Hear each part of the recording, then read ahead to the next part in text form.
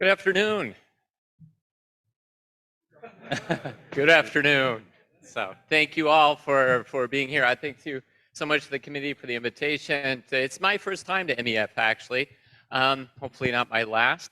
Um, I'm the distinction of being here in the final keynote, and it's always that part. We've seen a lot, you've learned a lot, your brain is full, and I'm just going to keep piling on. So I'm going to push as much more into you as I can. I think it's been a fantastic thing today. And in fact, I'm pretty excited about the talk that I've prepared because I'm going to also look back and then look forward. So innovation in sensors. What I'm going to try to do is give an idea of sort of my path to get here today, and then to help you look forward to where you may want to go. So, you know, we already heard this today. I just wanted to say it one more time in case you haven't heard it. So MEMS sensors take a long time for existing markets and even longer when you're building markets. This is not a get-rich-quick field. So if you want to get up and go out and do that. All right, you stuck around. And that's good because we do this for other reasons. And that came up a little bit in the panel session that was earlier today. And I'm going to take actually a step back and we're going to talk a little bit because in the day we're also remembering our dear friend Janusz. There was a MEMS summit at Stanford in October of the year 2020, and a lot of us were there. And in fact, for Kurt, it was the celebration of the 25th anniversary of Nova Sensor. That's how old Nova Sensor has been around since then. And I was looking through my notes and thinking about that. And actually, I found that Tom Kenny, who spoke to us earlier today, actually said we should stop calling it MEMS because it's not needed anymore. And what he said, and I found this on a blog post from our friend Ira Feldman, and so you can go back and look at this, and Ira was blogging about this conference he'd been to, and he basically said sort of in the early days, what you needed with MEMS was it needed sort of some protective help as we were nurturing it and moving it along. And then it gotten up past the point where we really didn't need to talk about MEMS anymore. What we should be talking about instead was about the end applications, right? That's really what we should be thinking about. And that's exactly the inspiration I'm going to take as I move forward today. I'm going to focus on applications, and for you, what I hope you get out of that is opportunities. These are places where the trends and how I see that MEMS is shaping and changing the systems and basically the fabric of our life. So it's going to build on sort of a lot of the themes we've seen today. The one last little piece I wanted to give is I actually pulled a slide out of my deck that I talked at that T-Summit. And back then I was working at Hewlett-Packard. We had developed something we were calling the central nervous system for the Earth, which we now call the Internet of Things. But I was a sensor guy inside a computer company, and I was trying to figure out what they would care about sensors, and the answer was big data. We put this beautiful slide together over here, bringing together 5 HP business units to drive that. And me and my team at the time, and my boss, a really smart guy named Stan Williams, sat around and we did some math on a whiteboard, and we came up with this idea that it was going to take about 1 trillion sensors to actually do all of these applications. And so for us, we went to the heads of HP and said, that's going to take 1,000 internets. That was a unit that they could understand, right? After this talk, Janusz came up to me in the hallway very excited, and he said, 1 trillion, you really believe that? And I said, yeah. He said, we got to talk about this. He called me up a few weeks later, and he said, can I take this trillion sensor idea and run with it? And I said, sure, man, go for it. You know, this is all of us want to build and rise upon that thing. And so that's the last little piece of the story of Janusz that I wanted to throw in there today. And I hope you find a similar nugget in what I'm going to present today to maybe inspire you to go figure out and start a movement. And that's really what Janusz did. And so it's fun to look back at sort of where those things went today. So let me start off with body temperature sensing. What's the first thing they measure when you go to the doctor? How many of you in this room are wearing a body temperature sensor? Okay, I've got a crappy one. Anybody else got the ring? So I'm going to talk about that, right? So if you're a parent and you have a kid who has a fever, the idea that you're trying to give them a medicine to pull that fever down, to help relieve their symptoms, to make them feel better, to get some sleep, and we don't have something that monitors your kid and says, hey, you know, fever is creeping back up. Maybe it's time for another dose of Tylenol. We don't even have that, right? Put our hand on the forehead, right? There's places where you can measure temperature accurately on your head, in your ear, or under your tongue, under your arm. There's one other place you can measure it inside the body. I don't think we want to put sensors there. So we'll leave that for now, but let's think instead about relative temperature sensing, and that's what I've got. So the Aura Ring, I've got my Gen 3. I was an early adopter back in the Kickstarter days of Aura. I've been there. There's my Aura data. Let me just show this to you here. So this was it measures relative temperature because your finger is kind of a crappy place to try to get to, 36°C, right? But you can measure the trend because it's repeatable out there. And if you look at it over time, so here we are in, oops, sorry about that. Just looking for the laser. May of 2021, I got my second COVID booster. The app woke up that morning when I got up and said, whoa, I don't know what you did yesterday, but you better take it easy today. So a year later, I got my second booster, and then in November, I finally got COVID. And sure enough, this thing knew. Not my absolute temperature, but relative temperature. And this brings me to this theme, and I did not pay Elisa to say this morning, but she said good enough. And that's actually going to be a theme I'm going to bring to you today. Sometimes it's not about the ultimate performance. We've heard the story of Sci Time about the shooting for the high and the moon, and in the end, man, you got to go hit them where it hurts. Think about what is actually good enough for your application as you move forward. The chest strap with sensors, the polar heart rate monitor. I don't know how many of you were exercise nuts and had one of these back in the day. The chest is a wonderful place to do measurements. Vital signs there, your core body temperature. You got something now up underneath your arm there. You could actually get more accurate. EKG, pulse, heart rate monitor, galvanic skin response for your stress levels and how hard you're working. Respiratory rate, there's some very interesting data if you understand the phasing between how you're breathing and when your heart is firing. Diagnoses a lot of really strange cardio conditions. Vascular health, you measure your pulse ox and blood pressure. There's this holy grail of us in sensing out there if we could do continuous blood pressure monitoring. So is the chest strap a good place to put sensors? 50% of people on this planet wear a chest strap all day long. Maybe the rest of us should adopt this. It's a great place to do it. You couldn't tell if I was wearing one or not, right? So begin to think about where do you put sensors? Is this wearable thing to change stuff? So wearable ultrasonic arrays, we're actually looking at cardiovascular monitoring using PMUTs. We're using the radial artery right now for this. This is actually a paper that we had it's actually coming out at the conference in May. So this is maybe I leaked it on my guys here. But really exciting data where we're correlating now what we can do with pulse wave velocity that we can measure with a PMUT array on your wrist, something that you could put in the strap of a wearable, back to actually systolic and diastolic. So it's something pretty exciting. And then when you begin to look at ultrasound, and we've had a bit about that in this conference here, it gets beyond this sort of what can I do with vessels. You get into imaging and diagnostics, and then even therapeutics. That's where it gets really exciting. So a big paper, flexible array of PMUTs, so you could image your whole body. You don't need that technician there to do the imaging. It begins to really change what medicine means to us.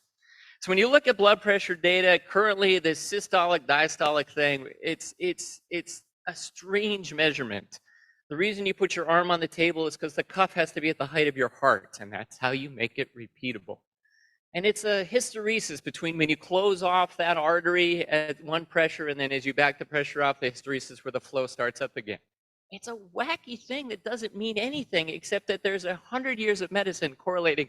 You walk into a hospital, you're green, you're complaining of this, and this is your temperature and your blood pressure. Oh, you must have food poisoning. That's how it works, right? It was, you think about it, machine learning, right? That's medicine, right? That's how it worked together. Coming soon, I'm going to be able to give you pascals over time, right? And the difference here is the sample rate. In blood pressure, and who's had their blood pressure measured in the last 6 months? Okay, a few of you, yeah, those of us with the white hair, right? So, but the rest of you, what if I move that to measuring every 5 minutes, okay? And right now, if you ask a cardiologist, it's pretty hard to plot this curve of morning, night, and pascals over time and what it's going to look like. When did I have a cup of coffee?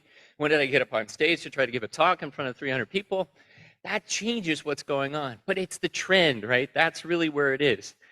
Very soon, we're going to have people, millions of people wearing continuous blood pressure monitor And then we're going to build the data through the machine learning models and correlate it to medical conditions. It's not going to take us 100 years to build this. It's going to take us a couple of years to build this. And that's going to change medicine. And so now we have to think about good enough. The goal is not systolic diastolic. It's to be able to measure blood pressure in a meaningful way that we can now correlate to stuff. You've got to change the equation sometimes because of what we can do with the technology and where we can get. So wearables, let's continue on with wearables. TWS, everybody got their little things in there today, your privacy, your noise canceling, spatial audio, so you can move your head around and the music follows you. Spatial audio, anybody get spatial audio yet? I'm going to tell you why in a second, why it's coming, right? Here's another platform for biometrics. Boom, I'm in your ear. I can measure your temperature, right? I can look at your heart rate. It's another wearable thing. Let's think about it a little bit more. One of the most interesting things you can do now, though, in this story is not only can I help your noise canceling, I can put a hearing aid in you now and I can make your hearing better. So here's a story of a guy who is climbing on mountains. He would take a group of people and climb some of the highest peaks in the world, and his hearing was failing. And when they finally got him to go down and put in a set of these hearing aids, which has an app that runs on his smartwatch where he can do noise canceling, wind reduction. Suddenly now he went from not being able to hear his clients to actually hearing his clients walking on the ice and slipping on the snow. And hearing them swear under their breath why they paid thousands of dollars to have this maniac drag him to the top of a hill, right, and fill a bucket list. And so now he's got bionic hearing. That's what we used to call it with the $6 million man, right? So I can actually augment your hearing. I can take you to a better place than you were right now. Crazy thing is you've got to accept this hearing aid, which means right now I'm old and somehow that's not cool, where this is cool, right? Got this big giant, spacesuit thing on my head. That one's cool. So there's a stigma we got to work on there, right? And the last piece is we all had Bluetooth headsets 20 years ago when we first got cell phones. This became uncool. So I wonder how long this is going to last. I don't know. I'm not sure yet. We got to think about where the rest of this is going. What is the evolution of the phone? Because I think that's going to drive us there, right? So if you look at people and you look what we're wearing, technology, two pieces of technology we've been wearing for centuries are this one, and you almost all got them out there, and this one, right? And so those are the natural places of the evolution of us in technology where we've come to wear technology every day, right? This one, that's why I can get away with this, right? This is another place. But the rest of it, we have to think about that. So you're going to have these glasses. It's inevitable it will become a display. It's going to happen. So there's a place you want to look at. The sensors that go into, the MEMS that go into making that happen, those mirrors, those laser modules, the integration of the optics and the silicon, that's going to happen, right? You're going to put a display in front of you there. And your wrist, it's going to be a place to put a bigger battery. You really don't want this weight on your head up here, something big and heavy. I also don't want a 5G radio on my head. I'll make one of those, tin hat guys, but I'd rather have it here. But this is going to give you a touch interface. It's going to have a place for your selfie camera on here. And that's going to be the system. This is going to be a display to the compute that you're going to have mounted on your wrist. Why? Because we wear this technology. So it's natural for it to get augmented with new capabilities. AR, augmented reality, this idea that we're walking around and right now we all have to carry these things and we all have to swap business cards. And how convenient would it be I can look at everybody in the row and see what all these names are, Kirk and Florian and these guys that I've met, but all the people in the back, and you want to swap business cards, it's a tap on my wrist and we can swap, right? This is going to happen. It's going to happen for travel. How did I find my way here from the airport? It's going to happen for a bunch of things to make it easier. I don't think you're going to have the ticker running up here with the CNN headlines, but you're going to be connected but not immersed, and that's going to change the way we react. And so let's take it the next step further to virtual reality. Literally, I want to see hands. How many of you all put on a headset and play games in virtual VR? Anybody? Anybody? Come on, I'm in Japan, gaming world. Anybody? Okay, very few, right? Why? Because it's not compelling. I don't need to whack fruit with a lightsaber in virtual reality, right? What the heck is that? I'm going to tell you about it. I'm going to tell you what I found. There's a couple main problems. First of all, it's not social. Like this, I love this picture. That's not going to happen. You're not going to sit with your friends and put your headsets on. It's not about things you do together with other people. And my biggest problem is if you're a gamer is I can't find my beer. I've gamed for my whole life, right? You sit in front of the computer, you got snacks, you got beer, you put the headset on, you can't find that stuff in your room, right? It kind of changes why I'm gaming and how I'm relaxing, right? But let me tell you a different story. It's about sharing experiences, okay? And so I'm going to show you a video that I shot. If you want to hit this QR code and go on YouTube, YouTube supports 360 VR. You don't have to use a headset to watch it. In fact, you take your phone out while this video is playing, and it uses its sensors, its accel and gyros, and it's a virtual portal into the world. And you can go skiing with Peter right here. And what's cool about this video is I start at the top of the hill, but you can look around in that world because I shot it with a 360 camera, and you can follow exactly the path I took, or you can turn around and ski backwards and see what I missed behind me. And you can experience what it's like to ski. So here's a picture I turned around, and this is my friend behind me. Beautiful day up there. I took a very similar video I shot, and I put the headset on my father. My dad puts it on, and he looks around and he goes, "Wow, this is beautiful." I said, "Yeah."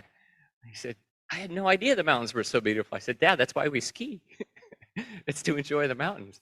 And then we start going. He's like, "Whoa, you're not going that fast." Because if you've never been skiing, skiing is what you see on the Olympics. You go down the hill at 1,000 miles an hour on ice, trying not to kill yourself. And the rest of us, we enjoy it with family. I said, "Hey, Dad." He said, "Yeah." I said, "Turn around. What do you see?" And he turned around just like this, and there was a little green speck coming. And it was my son, my dad's grandson.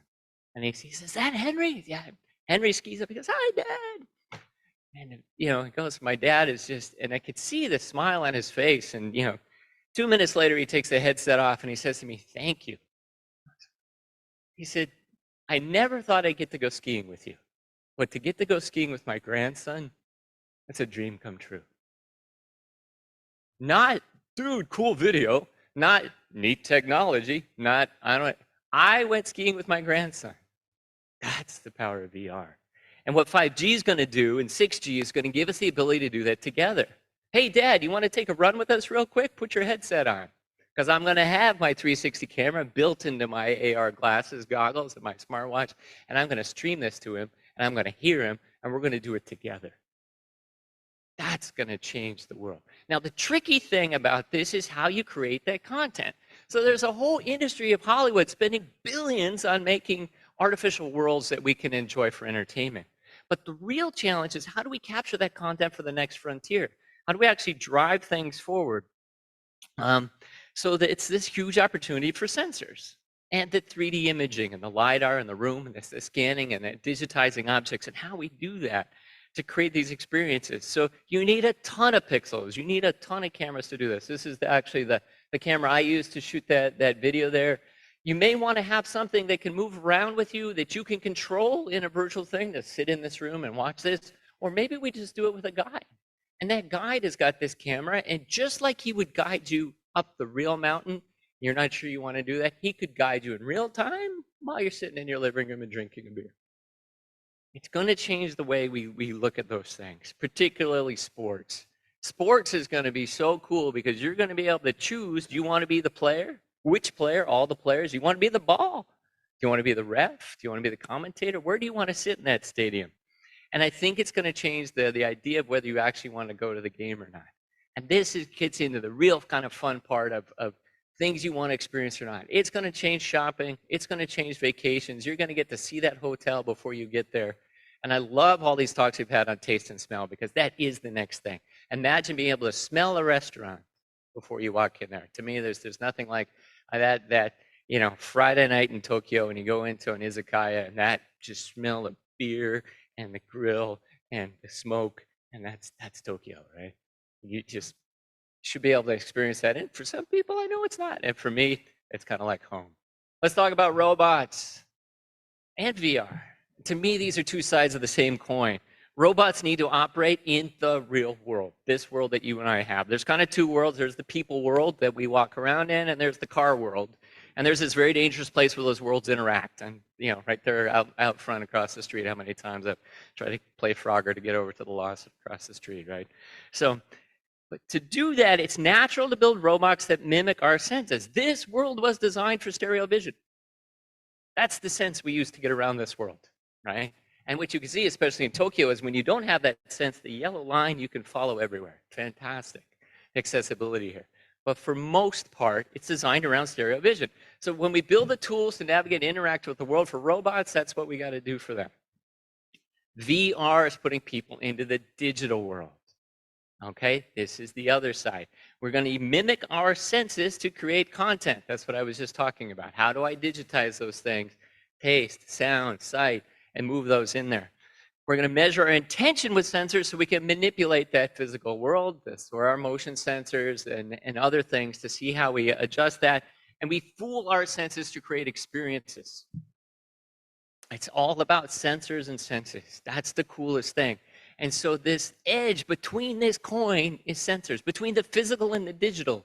And that is what excites me, what gets me up in the morning is as we begin to bridge those things together.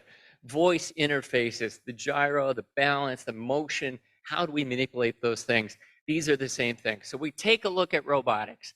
So robotics, my favorite robot I have at home is the Alexa.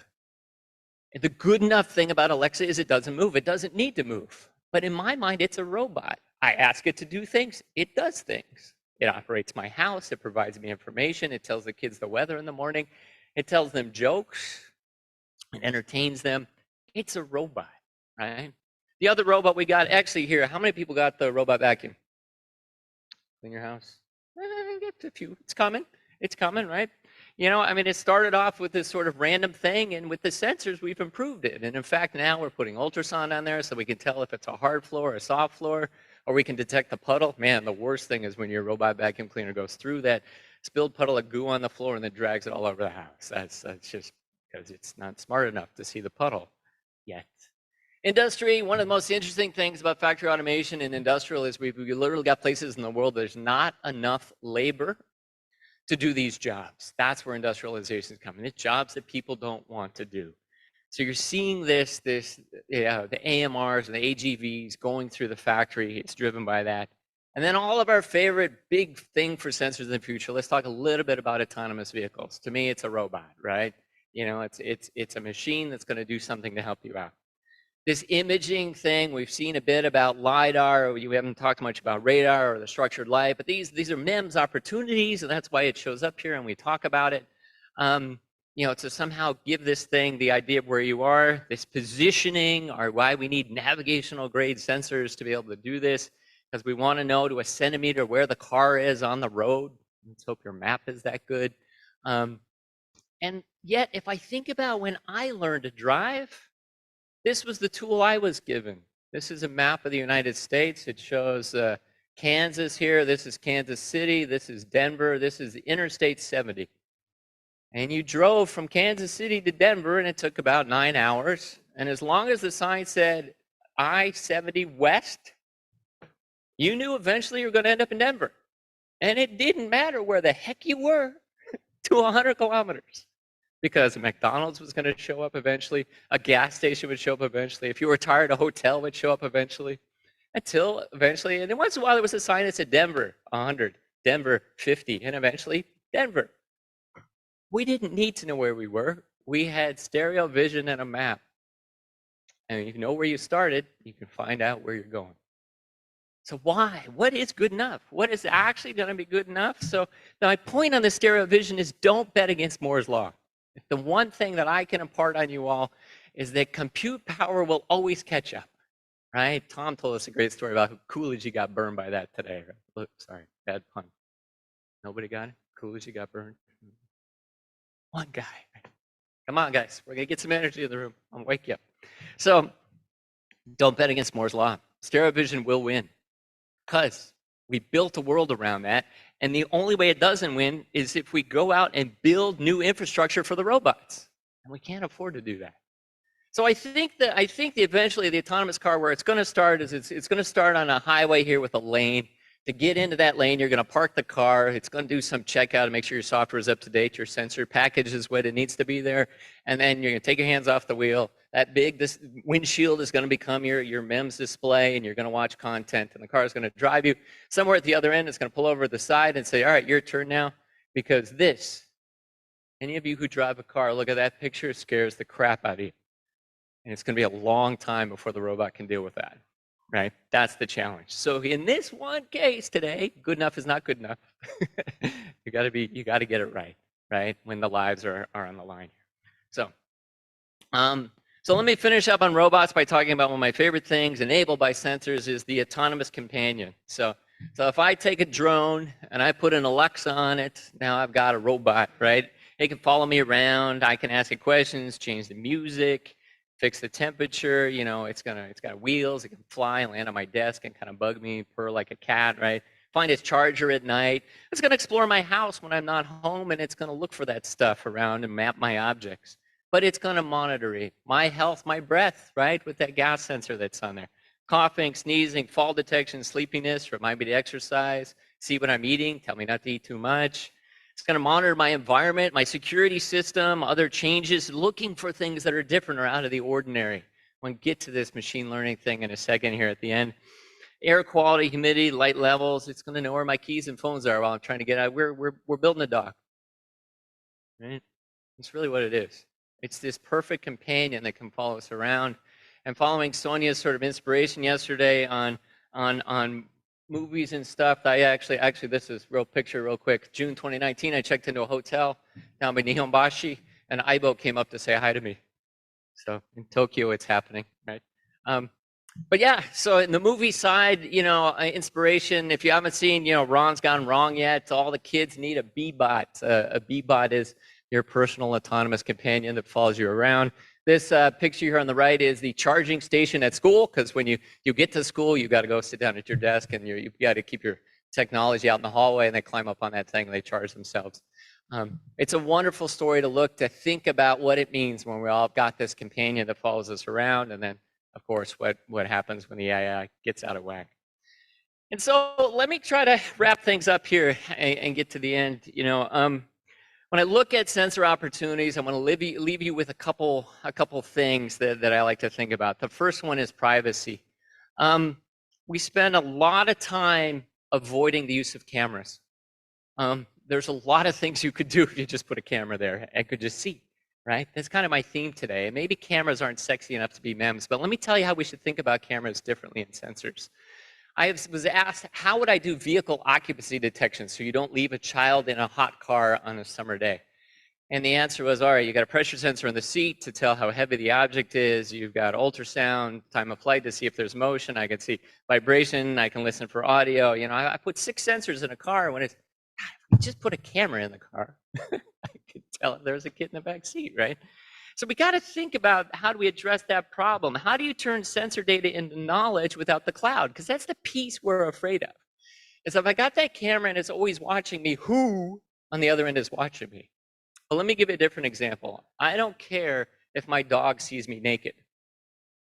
So my dog has a fantastic vision system, but I know it's completely secure. All right, maybe he barks at his dog friends and tells me, hey, my owner needs to work out. But probably, most part, I trust it. I have trust in my dog that I don't care if he sees me naked.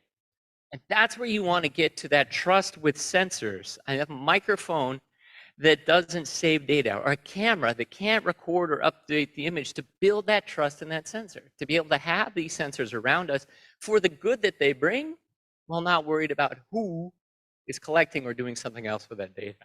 So if you have a camera that can detect faces, every time you see a face, you put a black box. I now built a camera that can take a picture of humans. Because I don't care who is in this room. I just need to know how many people are in this room so we can turn the air conditioning up or down, right? And that's how you got to begin to think about imaging from a totally different way.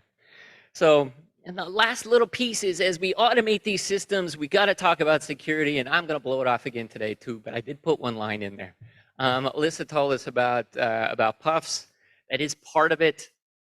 We need to build sensors that can't be spoofed, that you can't, you know, from that moment it was sensed, that data has not been tampered to along that blockchain until it's actually used to make a decision, to do an action. And that's because otherwise we really risk people screwing around because, oh, it's funny, they should have known better. That's the excuse for hacking, right? It's up to them. They didn't secure it enough. Let's secure it from the start. Don't blow that one off. Good enough. This is my theme today. Repeatable, yes. Perfect, no. When I worked at Apple, that was all the software team said to me. They said, I don't care what the sensor does, just make it repeatable.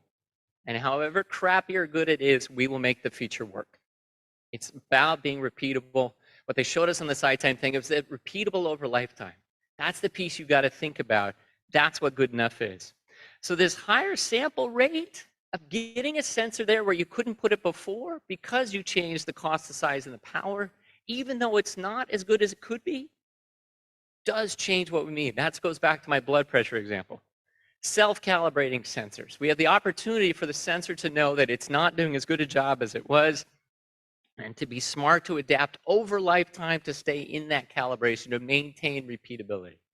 This is something that we're working on in the sensor level, and we've got really good success with that. Once you begin to understand the MEMS system and the non-idealities.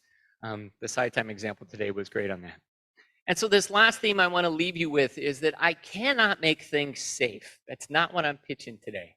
Autonomous cars aside. But I can make it safer. And sometimes we get hung up. If I can't get all the way to the finish line, I can't do it. So if I built a smart bicycle helmet and it's got a GPS in it and it's got an accelerometer, and when you crash, it says, hey, are you okay? And if you don't say okay, it calls 911, gets the emergency services out there. It's going to work 97 out of 100 times. And because there's 3 people I can't save, we don't save the other 97.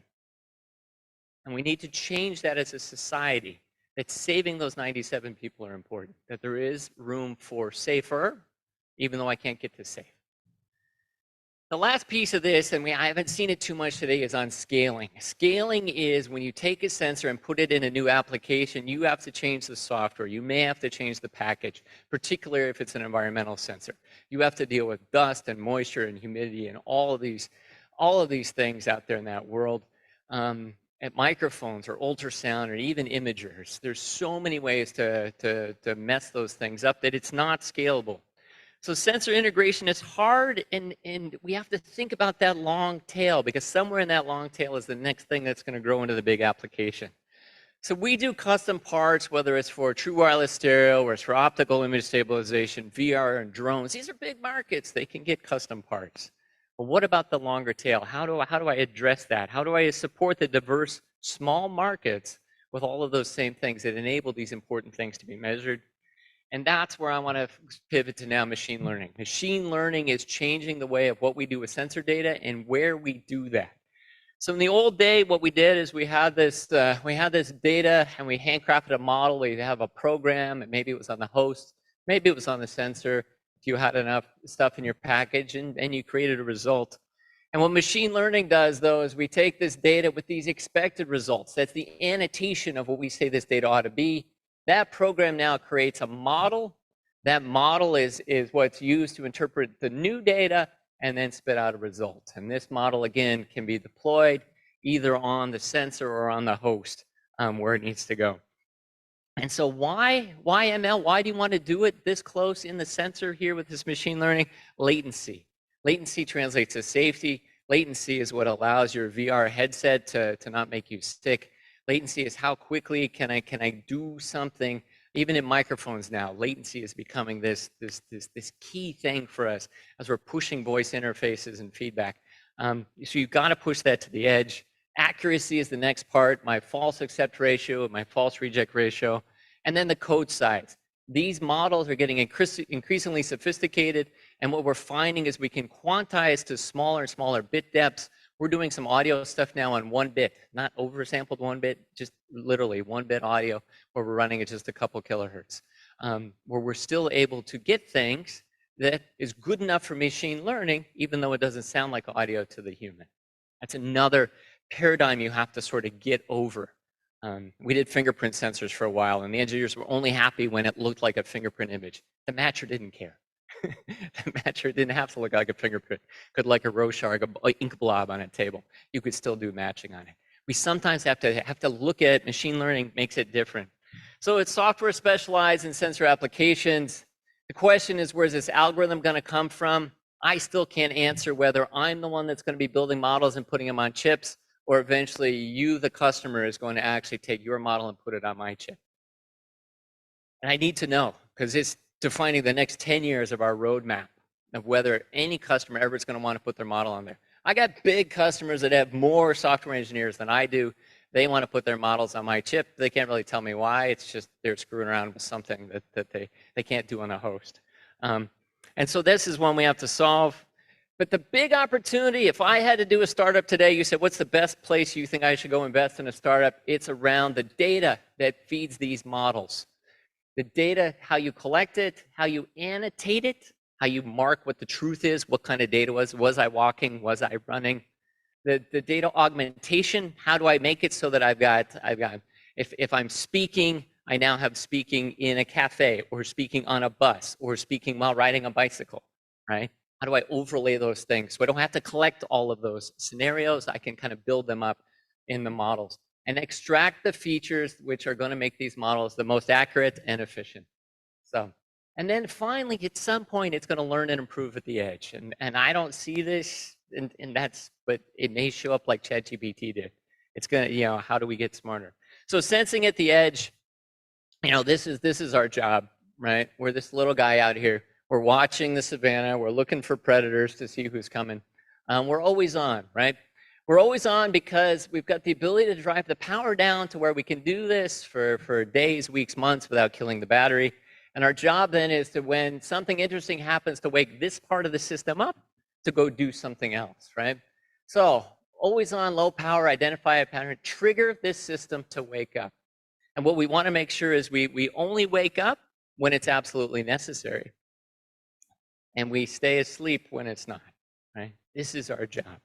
So there's two other things you want to think about. The other reason we do this at the edge is because you can't afford the power to transmit data. You sometimes have to look beyond the sensor to the system.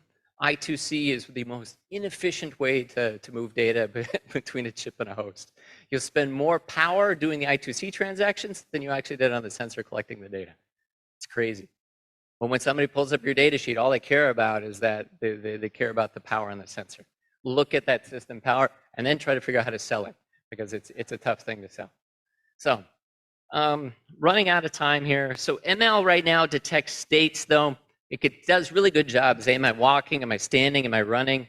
But this is about getting ML to adapt to events. This is actually very different than what TinyML is built and doing right now.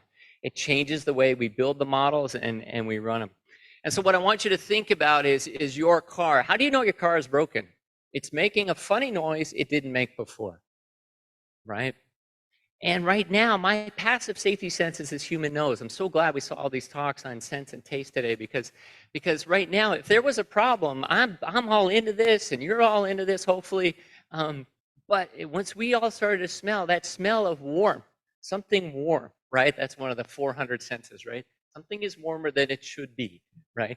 The smoke, those things, they tick us off. We're always monitoring that. We're always on. We're just not thinking about it. That's what this is all about. More sensors, more fusion. It's like our senses working together.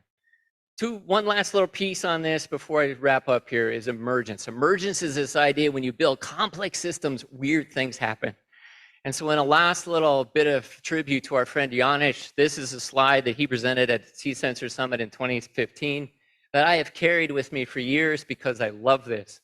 This was Jawbone before it was bought by Fitbit, made a fitness tracker. This was in 2014, an earthquake in Northern California. This is how many people were active. This is time here at the bottom. This is kind of midnight here at the bottom of the trough. So everybody goes to sleep. And then boom, everybody got up. And what happened was there was an earthquake. And what they were actually able to do was to know not only when you got up, but where you were relative to the epicenter of the earthquake. So from your location that you would let the app have. And what this actually was a mapping of the severity of the earthquake by geographic location from an activity tracker band, because people got out of bed in the middle of the night to see what the hell was that. That's emergence. That's a sensor network that nobody thought about. I love that slide. Thank you, Janis. Here's the other one. If you haven't seen this, so they took 85,000 images of eye diseases. They put them to a panel of 40 ophthalmologists to label the database so they could train the machine learning so that it could figure out how to diagnose eye diseases. Ophthalmologists hit in the low 80% accuracy. The machine learning model got to the high 94. But the most interesting thing about it is they asked the computer, You know, they asked the ophthalmologist, if you see an eye, can you tell a male eye from a female eye? And all the ophthalmologists said, no, eyes are eyes. I've looked at eyes my whole career, eyes are eyes. The computer, 99%. It could tell male eyes and female eyes, 99%. And the coolest thing about this is you can't tear the model apart to try to figure out how it knows. And in fact, that's what this paper is about, trying to figure out how the machine learning model knows, and the answer is, we don't know. It's a bunch of little things that it's looking at as you're trying to look at how the model was built all over the eye that come together for it. But this is the coolest thing. This is what emerges from machine learning. Here is something humans couldn't find the pattern, and the computer picked it up. That's super cool. So the impact, this is where I want to leave you with today, right?